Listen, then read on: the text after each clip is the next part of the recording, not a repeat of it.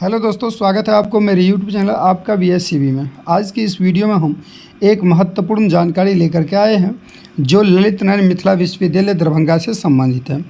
यह नोटिफिकेशन आज ही प्रकाशित किया गया है और जैसा कि आप लोग देख पा रहे होंगे 2/7/2023 को यह नोटिफिकेशन प्रकाशित किया गया। ललित नारायण मिथिला विश्वविद्यालय दरभंगा का है और इस नोटिफिकेशन में जो है वो प्रथम सेमेस्टर में एडमिशन से संबंधित है। जैसे कि आप लोगों को पिछले कई दिनों से जानकारी होगा कि अब जो है ललित नारायण मिथिला विश्वविद्यालय के अंतर्गत जो ग्रेजुएशन की पढ़ाई होगी वो 4 वर्षीय कोर्स प्रारंभ किया गया जो 23 से 27 सेशन के लिए रखा गया है। अब इसमें प्रथम सेमेस्टर में जो नामांकन होगा उसके लिए यह सूचना प्रकाशित किया गया है। पिछले दिन अप्लाई हो चुका था और अब जो है वो नामांकन की प्रक्रिया प्रारंभ कर दिया गया। प्रथम मेरिट लिस्ट जारी किया गया और इस मेरिट लिस्ट के आधार पर आपका नामांकन कब से कब तक होगा, इन्हीं बातों की जानकारी इस वीडियो के अंतर्गत दिया गया है। तो चलते हैं हम वीडियो की ओर। यदि मेरा यह वीडियो आपको अच्छा लगे तो चैनल को सब्सक्राइब करें, वीडियो को लाइक करें और अपने दोस्तों को शेयर करना ना भूलें। चलिए देखते हैं क्या है नोटिफिकेशन में। देखिए, सेवा में दिया हुआ प्रधानाचार्य सभी अंगीभूत एवं संबद्ध महाविद्यालय 4 वर्षीय स्नातक प्रथम सेमेस्टर कला विज्ञान एवं वाणिज्य प्रतिष्ठा सत्र 2023 से 2027 में नामांकन हेतु प्रकाशित प्रथम सूची से नामांकन संबंधित दिशा निर्देश, यानी नामांकन संबंधी इसके अंतर्गत दिशा निर्देश दिया गया।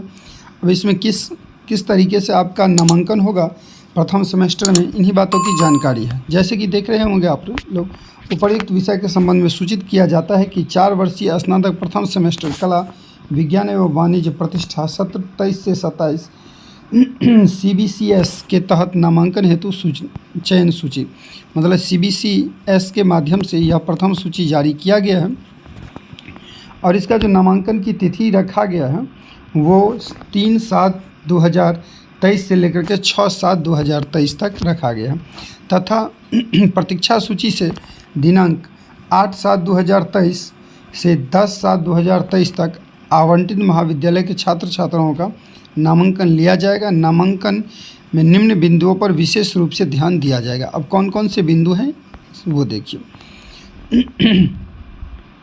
छात्र छात्रा सिलेक्शन लेटर, आवेदन ID, जन्म तिथि, पासवर्ड, लॉगिन कर अपना सिलेक्शन लेटर डाउनलोड कर सकते हैं। यानी जो आपके पास में एप्लीकेशन ID था वो एप्लीकेशन ID और डेट ऑफ बर्थ या पासवर्ड के आधार पर आप अपना लॉगिन करके सिलेक्शन लेटर डाउनलोड कर लें। सिलेक्शन लेटर डाउनलोड करने के बाद यह चयन सूची आवेदकों द्वारा आवेदन में भरे गए तथ्यों के आधार पर तैयार की गई है। जो आप आवेदन में सभी इन्फॉर्मेशन दिए गए थे उसी के आधार पर यह तैयार किया गया। अतः प्रधानाचार्य आवेदकों द्वारा आवेदन पत्र में भरे गए के तथ्यों की जांच कर एवं सभी प्रकार की सही पाए जाने की स्थिति में ही नामांकन सुनिश्चित करें। यदि आपका जो अप्लाई किया गया था और जो चयन सूची में नाम आया हो उस लेटर पे, सिलेक्शन लेटर पे सारा कुछ मिलान कर लेना है और यदि सब कुछ सही आता है तो उस विद्यार्थी का नामांकन प्रधानाचार्य को लेना है। आरक्षण कोटि में कोई भी परिवर्तन महाविद्यालय या विश्वविद्यालय द्वारा नहीं किया जाएगा। यदि छात्र छात्रा आरक्षण कोटि के अधीन नामांकन हेतु आवेदन किए हैं तो ऐसे छात्र छात्राओं का आरक्षण कोटि की प्रमाण पत्र जांच कर नामांकन लेंगे।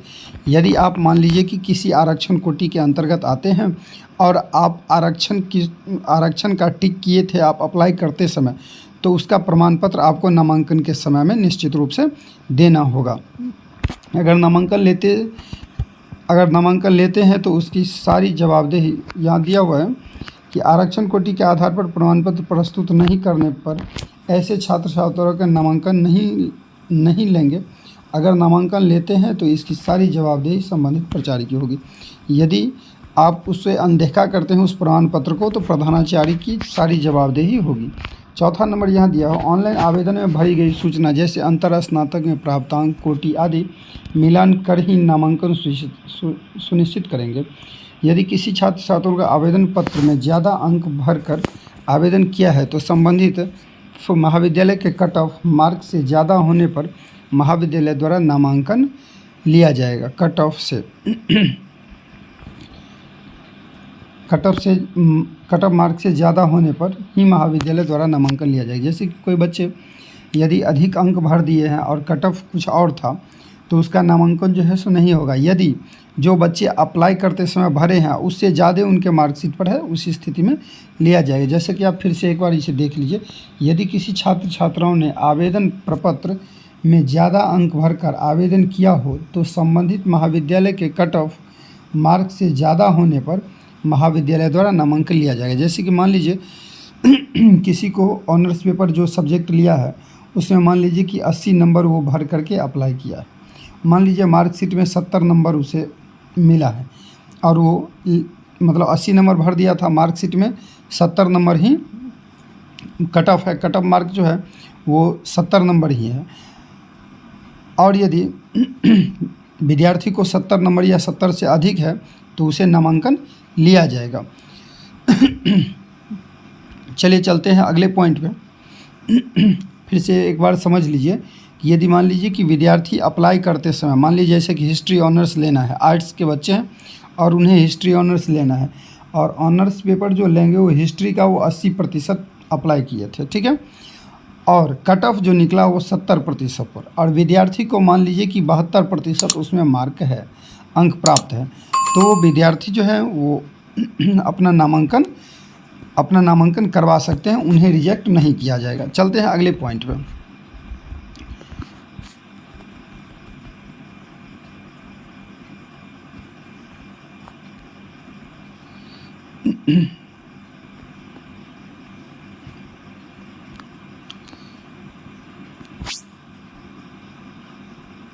चलिए देखिए,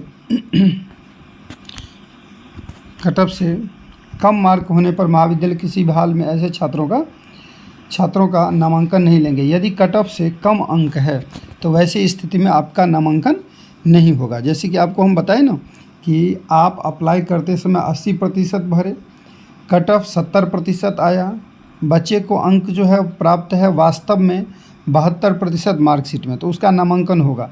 लेकिन मान लीजिए बच्चे का मार्क जो है वो 68% है और कट ऑफ 70 है, तो ऐसी स्थिति में आपका नामांकन नहीं होगा।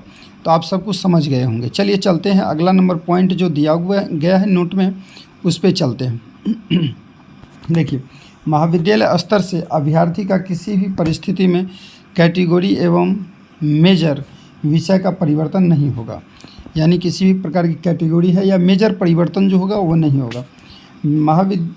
विश्वविद्यालय द्वारा निर्गत डैशबोर्ड पर प्रत्येक दिन नामांकित छात्रों का अपडेट करना होगा। यानी कितने बच्चों का नामांकन हुआ वो महाविद्यालय को अपडेट करना है। चलते हैं अगला पॉइंट। आवेदक ऑनलाइन आवेदन में ऐसे माइनर विषय भरे हैं जो अपने महाविद्यालय में पढ़ाई नहीं होती है तो प्राचार्य अपने स्तर से विषय परिवर्तन कर सकते हैं। मान लीजिए किसी आप सब्सिडरी में मान लीजिए कि होम साइंस लिया है और जिस कॉलेज में आप नामांकन ले रहे हैं उसमें होम साइंस की पढ़ाई यदि नहीं है, टीचर नहीं है या पढ़ाई नहीं है, तो आप उस सब्जेक्ट को चेंज कर सकते हैं। महाविद्यालय के प्रधानाचार्य द्वारा चेंज करवा सकते हैं या महाविद्यालय के प्रधानाचार्य अपने स्तर से उसे चेंज कर सकते हैं। कॉमन एप्लीकेशन भरते समय छात्र छात्राओं द्वारा स्वयं का नाम, माता का नाम, पिता का नाम, जन्म तिथि मिस्टेक होता है तो उसके सुधार के लिए भी एक मौका नामांकन के समय दिया जाएगा। छात्रों के आवेदन प्राप्त कर आवश्यक सुधार करेंगे। महाविद्यालय द्वारा त्रुटि के सुधार करते हुए डैशबोर्ड पर अपडेट किया जाएगा। यदि मान लीजिए किसी विद्यार्थी का नाम, माता का नाम, पिता का नाम, जन्म तिथि इत्यादि में किसी प्रकार का परिवर्तन है तो मतलब मिस्टेक है तो उसे नामांकन के समय अपडेट किया जा सकता है, सही सुधार किया जा सकता है। चलिए 9वां नंबर पॉइंट जो दिया गया है, विश्वविद्यालय द्वारा रजिस्ट्रेशन स्लिप जारी होने के पूर्व यदि कोई छात्र छात्रा नामांकन रद्द करते हैं तो संबंधित प्राचार्य अपने स्तर से उस नामांकन को कैंसिल करते हुए सभी मूल प्रलेख आवेदकों को वापस करेंगे।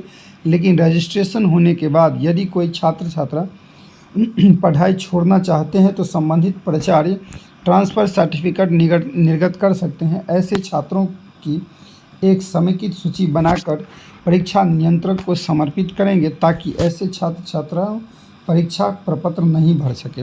यदि बच्चे किसी भी प्रकार से यदि रजिस्ट्रेशन से पहले अपना नामांकन वापस लेना चाहते हैं तो उनका सभी प्रलेख वापस किया जाएगा, लेकिन नामांकन लेने के बाद यदि वह ऐसा करते हैं तो उन्हें केवल जो है वह ट्रांसफ़र सर्टिफिकेट टीसी ही उन्हें मिलेगा। छात्र छात्राओं को अलग से नामांकन फॉर्म वितरण करने की आवश्यकता नहीं है। सभी अंगीभूत एवं संबद्ध महाविद्यालय नामांकन फॉर्म तथा प्रोस्पेक्टस आदि के लिए कोई शुल्क अलग से छात्रों से नहीं लेंगे। चलिए अगला पॉइंट है 4 वर्षीय स्नातक प्रथम सेमेस्टर कला विज्ञान वाणिज्य सत्र 23 से 27 का नामांकित छात्र छात्राओं के प्रेरण वर्ग आयोजित कर वर्गारंभ दिनांक 11/7/2023 से करेंगे। यानी जिसका नामांकन हो जाएगा उन्हें 11/7 से नामांकन क्लास चालू किया जाएगा। नामांकित छात्र छात्राओं का अपडेट प्रतिदिन संध्या 7 बजे तक विश्वविद्यालय द्वारा प्रोवाइड किए गए डैशबोर्ड पर निश्चित रूप से करेंगे। ये महाविद्यालय की बात है। महाविद्यालय जितने बच्चे का नामांकन लेंगे वो संध्या 7 बजे तक अपडेट करेंगे। परीक्षा संबंधित नियमावली के अनुसार छात्र छात्राओं की 75% उपस्थिति अनिवार्य है। अतः कम उपस्थिति वाले छात्र छात्राओं की सूचनाएं सभी प्रधानाचार्य ससमय परीक्षा नियंत्रक को देंगे। चलिए ये सब है। नामांकन के समय निम्नांकित कागजात छात्र छात्राओं से लिए जाएंगे। देखिए ये सबसे बड़ी बात है कि नामांकन के समय कौन कौन से प्रलेख विद्यार्थी को देना होगा, क्योंकि अक्सर बच्चे बौखते रहते हैं कि मुझे कौन कौन से डॉक्यूमेंट देने होंगे, कौन कौन से डॉक्यूमेंट लगेंगे। तो वो आप यहाँ बारीकी से देख लें। एडमिशन सिलेक्शन लेटर, जो मान लीजिए आप सिलेक्शन लेटर डाउनलोड कीजिएगा वो देना होगा। जब आप अप्लाई किए थे तो आपको कॉमन एप्लीकेशन मिला था वो देना होगा। महाविद्यालय प्रत्याग प्रमाण पत्र या विद्यालय प्रत्याग प्रमाण पत्र जो इंटरमीडिएट पास किए और स्कूल लिविंग सर्टिफिकेट या कॉलेज लिविंग सर्टिफिकेट जो आपको मिला है वो देना होगा। उसके बाद प्रवेश पत्र का छाया प्रति आपको देना होगा, अंक पत्र की छाया प्रति देना होगा, पासपोर्ट साइज अद्यतन फ़ोटो की 2 प्रति देना होगा, जाति प्रमाण पत्र, आय प्रमाण पत्र आदि जहां लागू होगा। यदि आप रिजर्वेशन कोटा के अंतर्गत आते हैं तो आपको जाति प्रमाण पत्र देना पड़ेगा। आधार कार्ड की छाया प्रति यदि हो तो आपको देना होगा। प्रवर्जन माइग्रेशन सर्टिफिकेट की मूल प्रति जहां लागू हो। यदि आप किसी दूसरे डिस्ट्रिक्ट से दूसरे राज्य से इंटर की पढ़ाई करके आते हैं तो आपको यहाँ पे जो है वो माइग्रेशन सर्टिफिकेट निश्चित रूप से देना होगा। चलिए आगे चलते हैं। जिन विद्यार्थियों के नामांकन को महाविद्यालय द्वारा डैशबोर्ड पर ऑनलाइन के माध्यम से अंतिम रूप से अपडेट नहीं किए जाएंगे तो यह समझा जाएगा कि संबंधित छात्र नामांकन हेतु महाविद्यालय में उपस्थित नहीं हुए। चयन सूची के आधार पर लिए गए नामांकन के उपरांत कोटिवार बचे हुए रिक्त सीट पर महाविद्यालय द्वारा जारी प्रतीक्षा सूची की अंकित उसी कोटि से ही नामांकन लेंगे। जिस कोटि से है उस कोटि से, मतलब ये सिंपल सी ये बात है यहाँ पे कि मान लीजिए कि जितने बच्चे का नामांकन होगा वो यदि महाविद्यालय उसे अपडेट डैशबोर्ड पर नहीं करता है तो यह समझा जाएगा कि उस बच्चे का नामांकन नहीं हुआ है।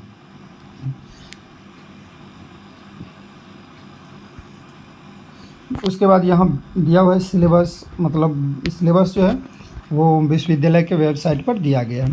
तो ये सभी जानकारी इस वीडियो के अंतर्गत हम दिए हैं जो कि आपके लिए बहुत ही उपयोगी था। मेरे वीडियो को आप पूरा देख लीजिएगा तो ये समझ में आपको आ जाएगा। तो आज के लिए बस इतना ही, फिर मिलेंगे अगले वीडियो में। तब तक के लिए धन्यवाद।